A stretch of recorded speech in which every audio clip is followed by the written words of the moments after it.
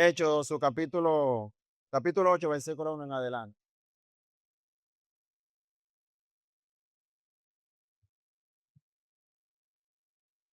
Leemos la palabra del Señor. Hechos, capítulo 8, versículo 1 en adelante.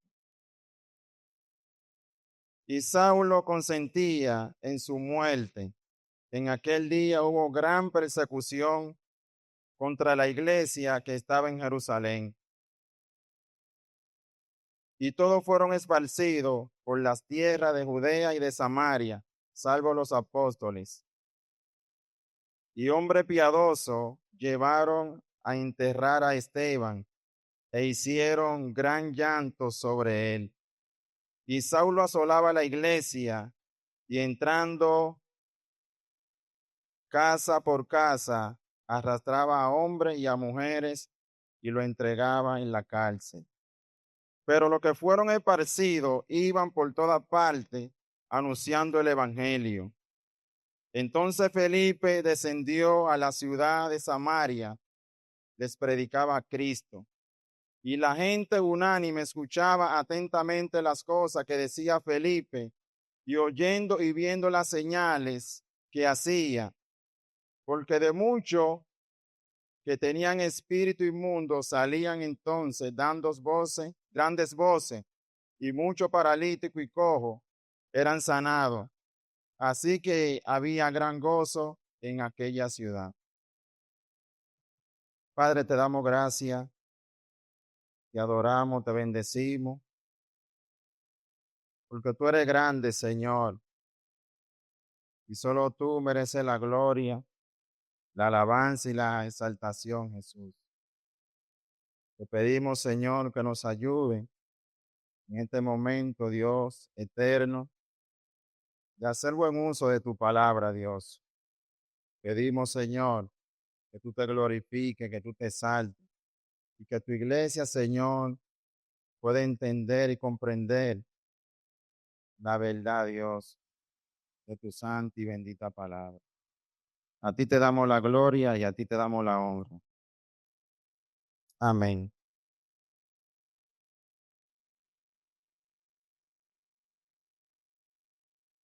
Yo he titulado este mensaje, La iglesia crece y prevalece.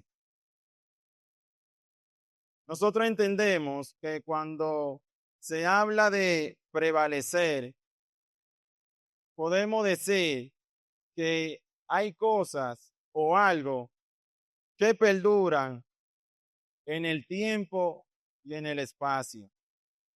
A pesar de los embates, a pesar de los momentos difíciles o a pesar de cualquier cosa que se pueda levantar, aquello hace fuerza contundente para estar firme y demostrar su fortaleza. Por tal razón entendemos que la iglesia durante muchos años, más de 2000 años, ha pasado por muchas circunstancias, por muchos problemas, por muchas persecuciones, por mucha batalla feroz, pero ante esa situación, ante esa circunstancia, nosotros podemos decir que la iglesia prevalece y la iglesia sigue creciendo.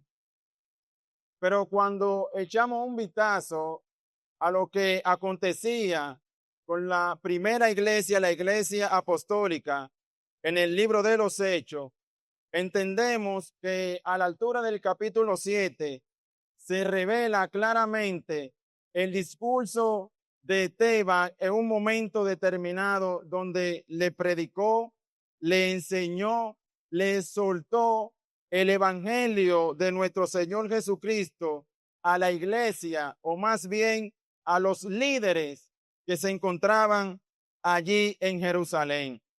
Pero todos nosotros podemos ver que a la altura del capítulo 7, versículo 59, hay una declaración muy contundente que dice de la siguiente manera: y apedreaban a Esteban mientras él invocaba y decía: Señor, recibe mi espíritu.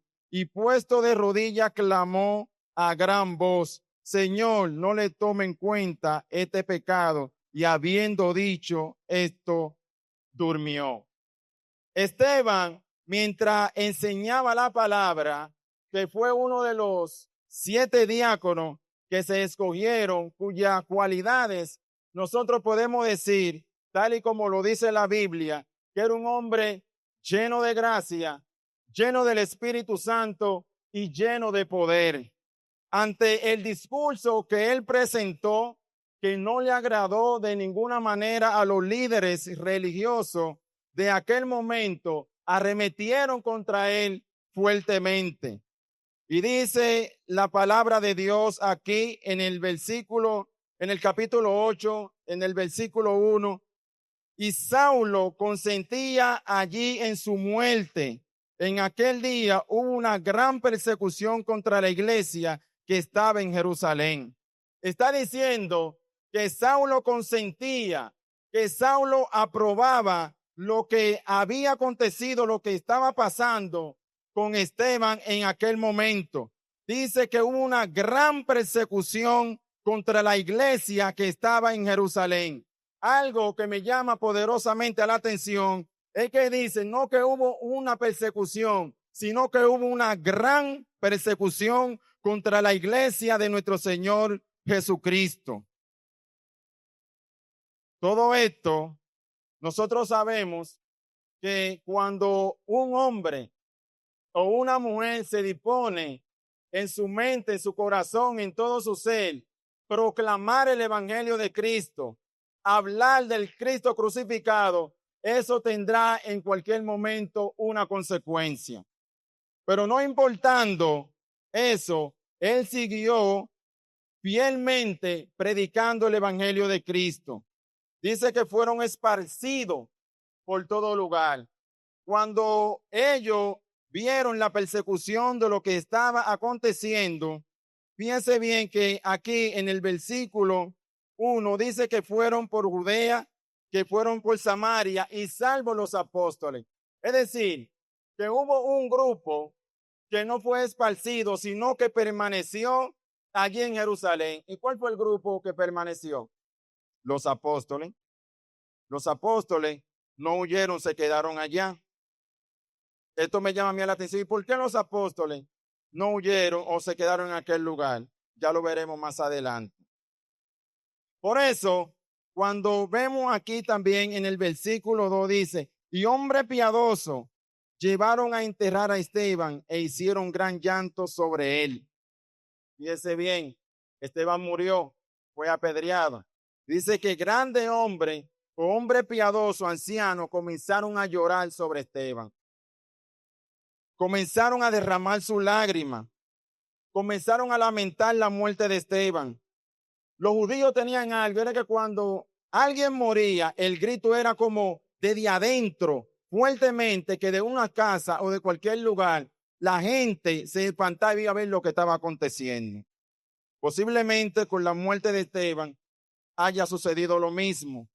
Cuando ellos vieron que Esteban murió, que fue apedreado, entonces comenzaron a llorar, comenzaron a lamentar, comenzaron a dar fuerte grito. Escuche bien, dice que hicieron gran llanto.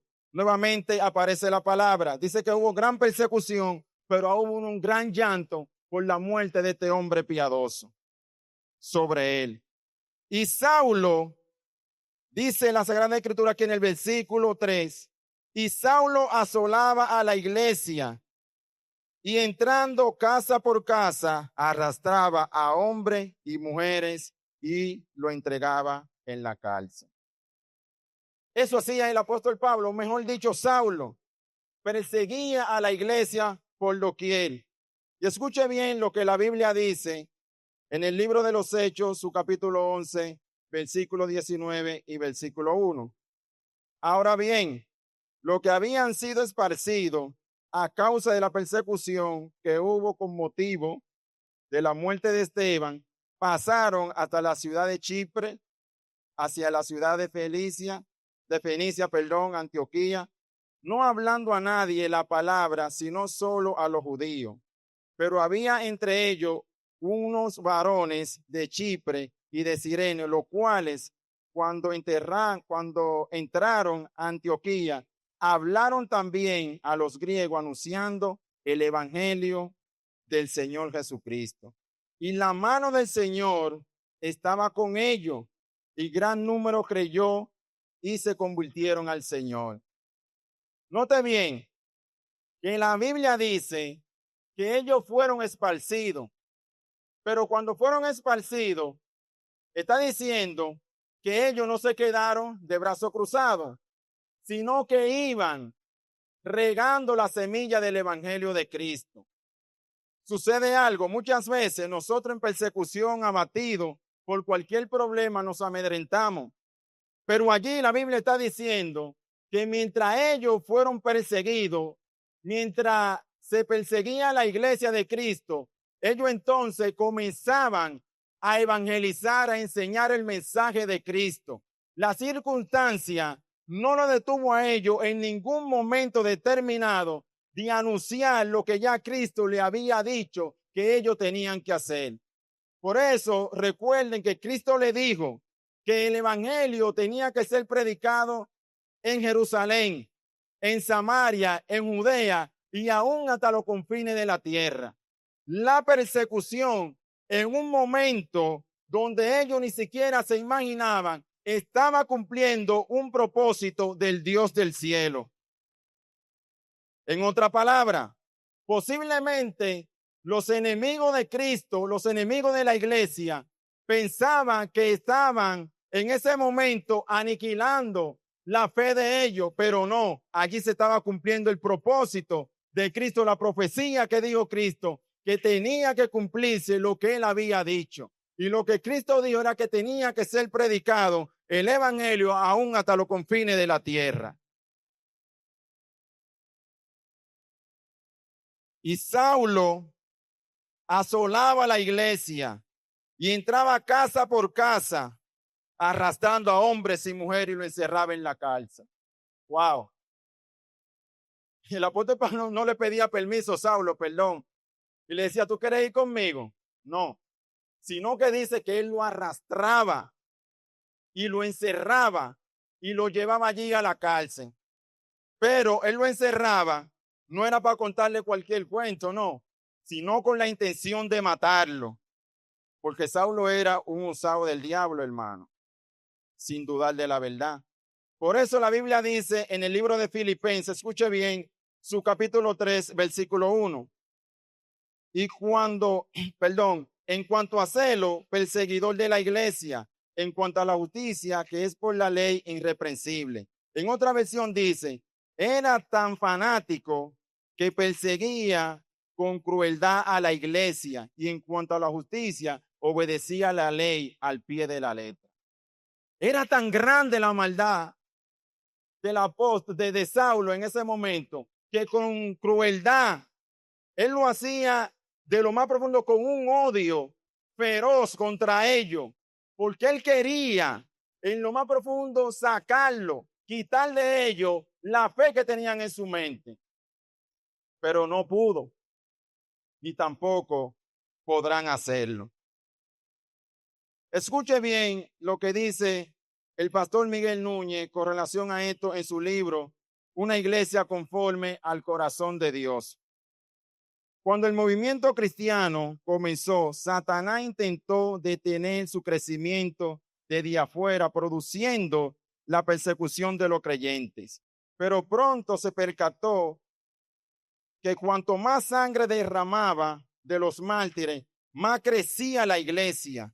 Entonces cambió la estrategia y se la ingenió para que la iglesia fuera atacada desde adentro. Con mucha facilidad, después de la conversión de Constantino en el año 312, Satanás logró producir una alianza entre el reino de los cielos y el poder político en la tierra. Y con el matrimonio entre estos dos reinos, el reino de Dios y el reino de los hombres, logró quitarle mucha fuerza a la iglesia. Pero Dios, escuche bien, la preservó contra viento y marea y la hizo resurgir durante la época de Lutero del mismo centro de la corrupción que había caído.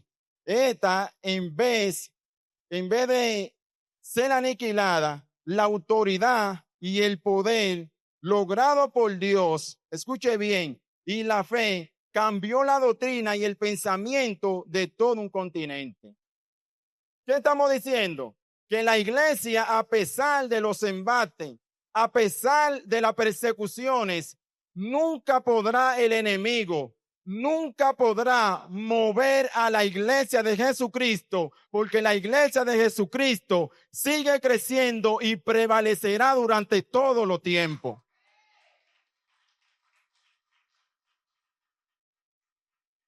Ahora, ¿por qué nosotros decimos, y según la palabra de Dios, por qué la iglesia prevalece y seguirá prevaleciendo? Porque la iglesia no está constituida sobre el pensamiento de un hombre, sobre una filosofía o sobre un movimiento. La iglesia está fundada sobre Jesucristo, que es la roca. Y cuando alguien se fundamenta sobre la roca, es inconmovible ante los embates, ante las adversidades, ante las tribulaciones, ante las angustias, ante las perversidades. La iglesia de Jesucristo crece y prevalece. Yo estoy plenamente convencido que por más que nosotros veamos en este tiempo los ataques contra la iglesia fuera y dentro, la iglesia de Jesucristo prevalecerá. Cristo le dijo a Pedro en una ocasión, escuche bien lo que le dijo, que la puerta del infierno o la puerta del Hades no prevalecerá contra la iglesia de Jesucristo. Nada ni nadie puede prevalecer. Cuando ellos creían, o el apóstol en aquel momento que era Saulo, antes de ser apóstol, consiguió conseguir a la iglesia, pensó que la iba a destruir. La iglesia no está fundada sobre el hombre. La iglesia no está fundada sobre una filosofía, no, de ninguna manera. La iglesia está fundada en el Cristo de la gloria. Yo estoy convencido que si la iglesia está fundada sobre Cristo, ella crecerá y seguirá creciendo. Y Saulo asolaba la iglesia. ¿Sabe qué? La palabra asolar lo que quiere decir es destruir, lo que quiere decir es derribar, lo que quiere decir es desbaratar. Es como cuando entra un ciclón, es cuando entra un fuerte viento que tumba los edificios, que tumba los árboles, que tumba la casa, todo. Hay un asolamiento total. Y la Biblia dice que Saulo asolaba la iglesia, pero no simplemente vamos a decir que puede asolar cosas materiales, sino que también las cosas abstractas pueden ser también asoladas, como la esperanza de cualquier individuo, la fe de una gente. Él asolaba a la iglesia, sin importar quién. Y yo me imagino la iglesia corriendo de aquí para allá y de allá para acá. Posiblemente se encontraba entre la espada y la pared, porque Saulo se había propuesto hacer eso contra la iglesia de Jesucristo. Escuche bien la declaración que él da con relación a esto cuando él perseguía a la iglesia ante Rey Agripa, según en el libro de los Hechos, su capítulo 26, versículo 11, versículo 9 y 11. Yo ciertamente había creído mi deber hacer muchas cosas contra el nombre de Jesucristo de Nazaret, lo cual también hice en Jerusalén. Yo encerré, escuche bien, en cárceles a muchos de los santos, habiendo recibido poder de los principales sacerdotes, y cuando lo mataron, escuche bien, yo di mi voto, dice él, y muchas veces castigándolos en toda la sinagoga, lo forcé a blasfemar contra el nombre de Jesucristo. Y enfurecido sobremanera contra ellos, lo perseguí hasta en la ciudad extranjera. El apóstol Pablo dice aquí en esta declaración que él persiguió ferozmente a la iglesia y que lo encerró y que lo llevó a un momento donde ellos tenían que blasfemar hasta el nombre de Cristo, lo forzaba a blasfemar contra el nombre del Señor Jesucristo. Ese era el propósito. Ustedes van a negar a Cristo, sí o no, de una manera u otra, pero tienen que hacerlo. Ese era un desafío que había en ese momento. Negar el nombre de Cristo. Pero ¿por qué negar el nombre de Cristo? ¿Por qué yo voy a retirarme de la fe? ¿Por qué voy a negar mi principio? ¿Porque venga la persecución? No, de ninguna manera. ¿Porque alguien haya dicho algo? Tampoco. Es que no consiste mi fe en que tú me aprietes o en lo que tú digas, en lo que tú pienses. No consiste en eso. Por eso él dice, yo lo forcé en algún momento a hacer eso.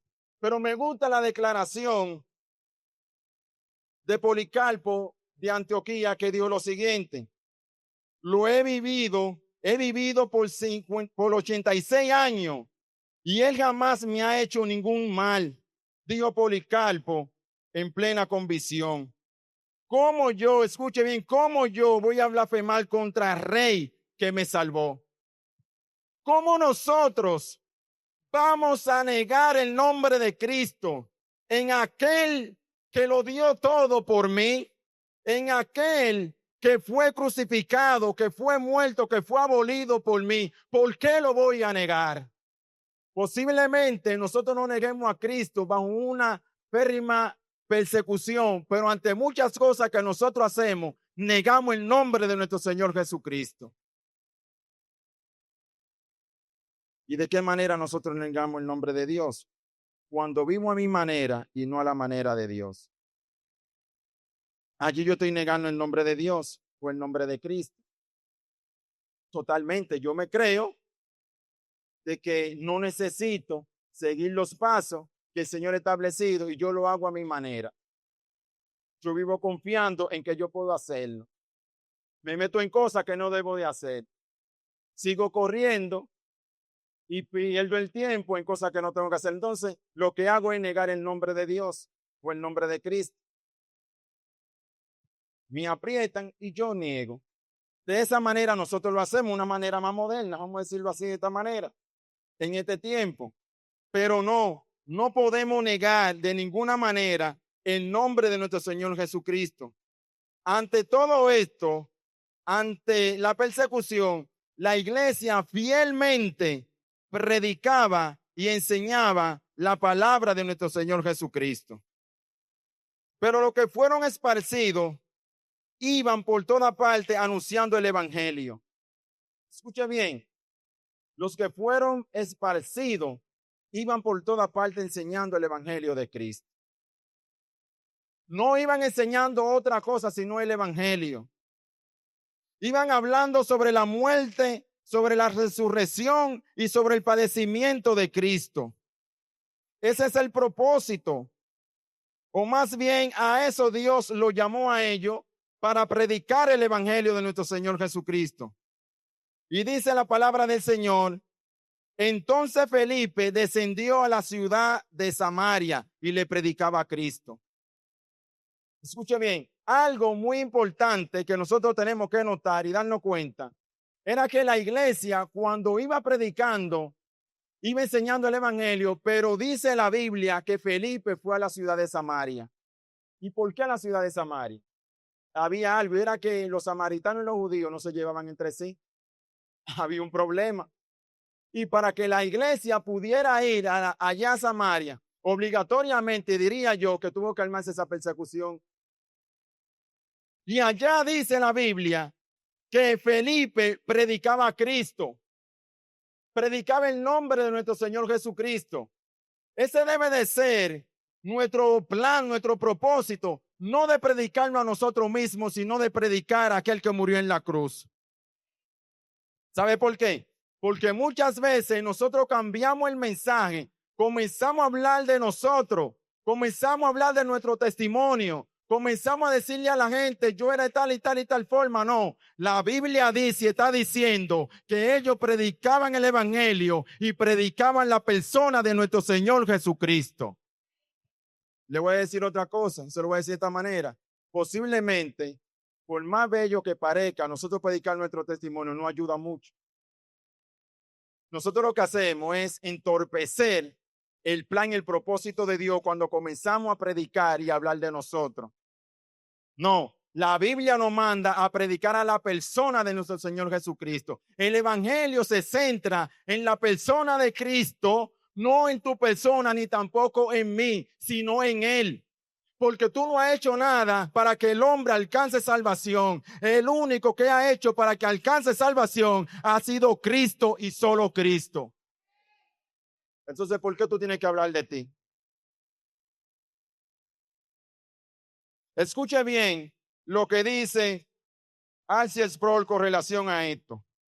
Tu testimonio personal, sin importar cuán significativo sea para ti, no es el evangelio. Predica la palabra. Es que ese es el propósito, hermano. Nuestro mensaje, nuestra predicación no puede ser antropocéntrica. Nuestra predicación tiene que ser teocéntrica y cristocéntrica, centrado en la palabra de nuestro Señor Jesucristo. Ahí es donde está el mensaje que nosotros tenemos que predicar. Porque cuando predicamos basado a los principios bíblicos, Dios hará lo que tiene que hacer. No le añada ni una coma, ni una tilde, no haga nada en lo absoluto. Predica la palabra. Escuche bien. Y la gente unánime escuchaban atentamente las cosas que decía Felipe y oyendo y viendo las señales que él hacía. La gente estaba atento. ¿Sabe por qué? No porque Felipe estaba hablando de él mismo, sino porque centró su mensaje en Jesucristo. Dice que todo el mundo unánime estaba mirando y estaba escuchando lo que Felipe estaba predicando. ¿Sabe lo que pasa? Que muchas veces nosotros queremos desplazar el mensaje que salva por un mensaje insípido, que es el mensaje que nosotros podemos predicar centrado en el hombre. Tú puedes, levántate, Dios hará cosas maravillosas, Dios tiene un propósito bonito, Dios va a cambiar tu familia, Dios va a cambiar tu matrimonio, Dios te va a dar a ti un mejor empleo, Dios te va a dar la jipeta, Dios te va a dar el vehículo. Nosotros centramos el mensaje ahí. Y no importa lo que esté pasando, ven, que Dios te recibe así de todas maneras. No, la Biblia dice arrepentido y convertido para que sean borrados vuestros pecados, para que venga la presencia del Señor, tiempo de refrigerio. Arrepiéntete y deja de jugar a las dos manos o deja de batear a las dos manos. ¿Soy cristiano o no soy cristiano? Porque eso trae mucha confusión durante aquí o en el pueblo de Dios. Vimos diciendo que somos cristianos cuando venimos a la iglesia un domingo y nos sentamos en un banco. Y decimos que por eso ya somos cristianos. No, eso no es el cristiano. Cualquiera puede hacer eso. Por eso hay mucha duda hoy en día. Y la gente dice, pero si este hombre ya se bautizó, si esta mujer ya se bautizó, pero no hubo un arrepentimiento de verdad. Porque los que son de Cristo permanecen en la verdad. Arrepiéntete, pues de esta tu maldad, y ruega a Dios, quizá te sea perdonado el pensamiento de tu corazón. Porque en el de mar de amargura y en prisión de maldad veo que está. Oiga bien lo que está diciendo. Él pudo percibir en la condición en la cual se encontraba Simón todavía. ¿Sí se está dando cuenta, hermano? Yo tengo 20, 30 años, o puedo tener 5 años en el Evangelio, puedo tener 10 años en el Evangelio. Pero eso no determina realmente si tú eres salvo o no eres salvo.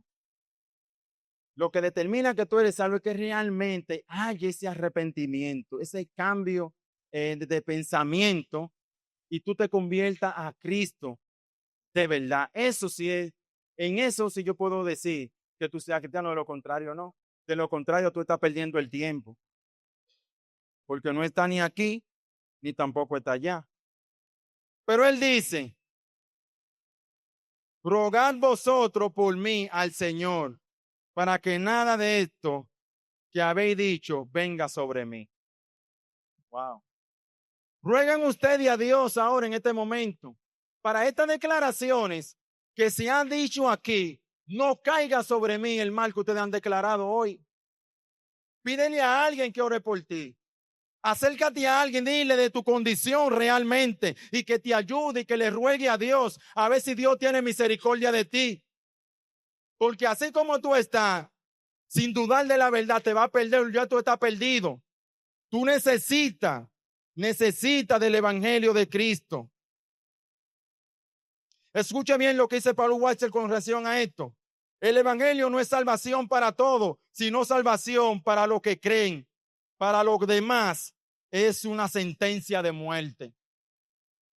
Tú estabas en una sentencia de muerte si tú no has creído al evangelio de Cristo. Para uno ha sido un anuncio de salvación, pero para otro es un anuncio de perdición. Tú tienes que creer en Cristo. Tienes que creer en aquel que fue inmolado en la cruz del Calvario. Y ellos, habiendo testificado y hablando la palabra de Dios, se volvieron a Jerusalén. Y en muchas poblaciones de los samaritanos anunciaban el evangelio de Dios.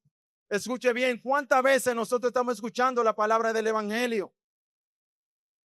En este tiempo que tengo aquí, ¿cuántas veces? Porque los apóstoles, señores, no se enfocaron en otra cosa que no sea predicar el evangelio de Cristo. Predicar sobre la redención, sobre la justificación, sobre la gracia, sobre el perdón, sobre el arrepentimiento.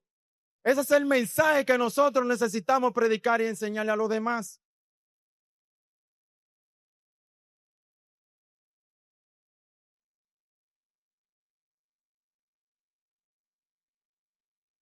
Muchos de ellos creyeron al evangelio y no hubo duda de la palabra que ellos declaraban allí, porque su enfoque fue predicar eso nada más.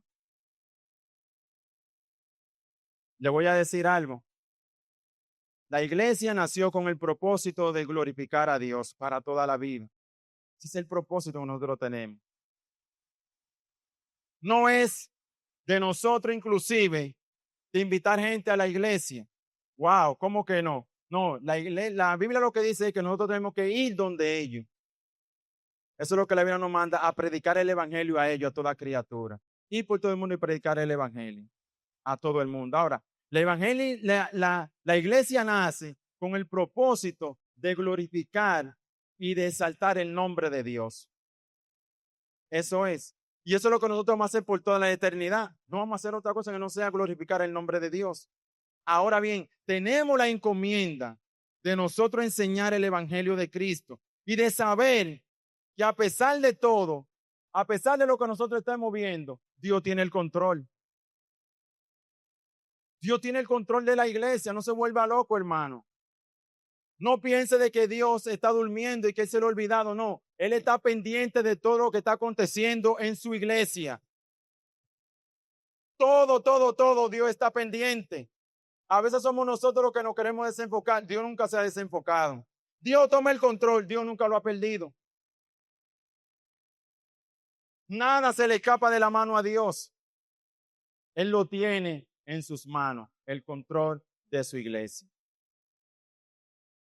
Las persecuciones lo que hacen es como cuando tú soplas una nafta. Usted no vas a hacer una nafta, eso es lo que hace. Tú soplas y el fuego lo que hace es que se expande. Mira, es como tú echarle gasolina a un fuego. Imagínense que la persecución es la gasolina y tú le echas lo que hace crecer. O sea, la persecución no detiene la iglesia de Cristo. La iglesia no se detiene. La iglesia crece. Y por eso nosotros vemos a Felipe allí también predicándole al etíope. Le predica el evangelio. ¿Y qué estaba leyendo allí el etíope? Mírenlo aquí, usted lo puede leer en el versículo 26. Dice que el ángel le pidió a él que se acercara al etíope. Y él se subió en la carrocería y le estaba leyendo. estaba leyendo el libro de Isaías, su capítulo 53, y él le hace una pregunta y consiste en lo siguiente: ¿entiende lo que lees? Y él dijo: no, yo no entiendo. Si no, ¿cómo lo voy a entender si no hay quien me lo explique? Nosotros necesitamos explicarle la palabra de Dios a aquellos que no la conocen, que la puedan entender. Y él predicaba la palabra y le enseñaba todo lo que había acontecido con Cristo. Isaías 53 dice: ¿quién ha creído sobre nuestro anuncio? ¿Y sobre quién se ha manifestado el brazo de Jehová? Eso era lo que él estaba leyendo así. Y él le estaba enseñando sobre el siervo sufriente, sobre Cristo. Allí él le enseñaba el evangelio de nuestro Señor Jesucristo. Eso fue, y le enseñó que a él le tocaba padecer por su pecado. Pero luego que él escucha y se lo explica, él le hace una pregunta: ¿qué impide de que yo sea bautizado? Y donde hubo agua, entonces ellos se paran y allí lo sumergió. Yo me imagino que posiblemente el etíope tenía o llevaba agua por ahí por el desierto. Él no agarró el agua y se la tiró arriba, no, sino que ellos buscaron donde había agua y le dijo: ¿qué impide de que yo sea bautizado? Cuando la gente cree en Cristo Jesús sobre lo que ha hecho, no hay ningún impedimento de que la gente sea bautizado. Ahora, nosotros tenemos un protocolo que nosotros cumplimos con adoctrinarlo realmente y que conozca fuertemente la palabra de nuestro Señor Jesucristo, pero no hay impedimento para un hombre o una mujer que ha creído en Cristo. Eso fue lo que le digo: ¿qué impide de que yo sea bautizado? Aquí nosotros vemos la iglesia creciendo y la iglesia prevaleciendo. Porque la iglesia en la mano de Dios lo que hace es que crece y prevalece. Le voy a decir esto: no importa lo que tú estés pasando, no importa lo que te han dicho, si nosotros permanecemos es porque Dios así lo ha determinado. Dios preserva a sus santos. Si usted ha durado 5 años, 10 años en el evangelio, no crea que ha sido por su propia fuerza. Ha sido porque Dios lo ha preservado durante todo el tiempo. Y Dios lo ha hecho y lo seguirá haciendo por más de 2000 años. Dios, a pesar de que la iglesia se ha encontrado, vamos a decir, en el polvo y en la ceniza, en lo más abajo, allá en lo de abajo, allá se ha encontrado, tu vida se puede encontrar en esta situación. Dios te levanta, Dios te restaura, Dios te ayuda a prevalecer, Dios te ayuda a seguir creciendo en fe y en amor delante de Él. Yo sé y tengo la convicción de que Dios lo puede hacer con gente hoy aquí. Porque a veces nosotros pensamos: pero Dios ya se ha olvidado de mí. Dios no se ha olvidado de nadie. Dios todavía sigue trabajando. Dios todavía sigue trabajando. Escucha bien, nosotros seguimos prevaleciendo, pero no prevalecemos por nuestra propia fuerza, sino por la fuerza de nuestro Señor Jesucristo.